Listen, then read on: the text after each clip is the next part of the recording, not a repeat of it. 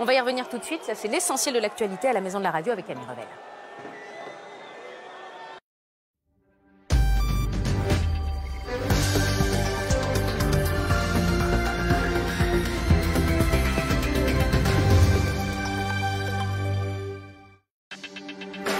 Il est 12h30, bienvenue si vous nous rejoignez sur France Info. 548 personnes arrêtées ce matin à Paris, 272 placées en garde à vue en marge de l'acte 4 de la mobilisation des Gilets jaunes. Pour cette nouvelle journée de manifestation, au moins 2100 personnes défilent dans le secteur des Champs-Élysées, selon la préfecture de police, avec de premières ce matin dans le secteur entre les forces de l'ordre et des manifestants, repoussés avec des tirs de gaz lacrymogènes. 8000 membres des forces de l'ordre sont mobilisés dans la capitale, 89 000 dans toute la France, et le parquet de Paris ouvre une enquête après la fuite sur Internet d'une partie du détail du dispositif de sécurité. Le ministre de l'Intérieur, Christophe Castaner, lui relativise, évoque des documents administratifs envoyés à 2000 policiers parisiens.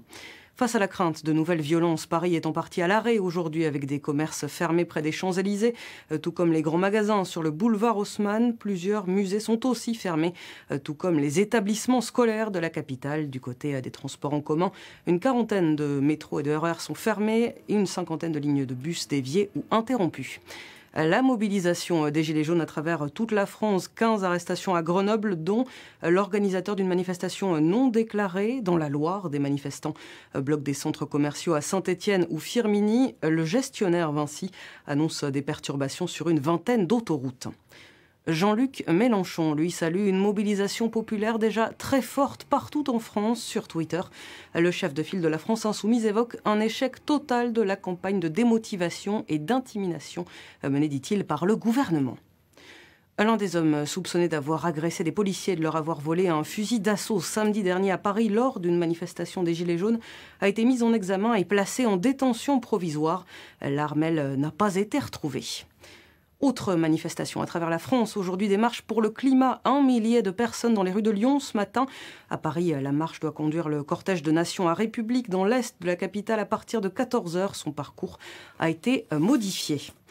En Italie, un mouvement de panique fait 6 morts et plusieurs dizaines de blessés dans une discothèque à Corinaldo près d'Ancône. Cette nuit, des centaines de jeunes étaient réunis pour un concert de rap. Le drame pourrait avoir été provoqué par la dispersion d'un spray irritant dans la foule.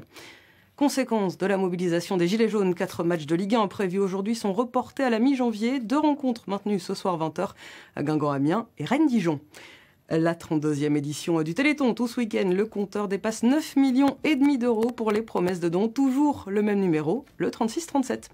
Il est 12h33, excellente journée sur France Info. Notre édition spéciale Gilets jaunes continue.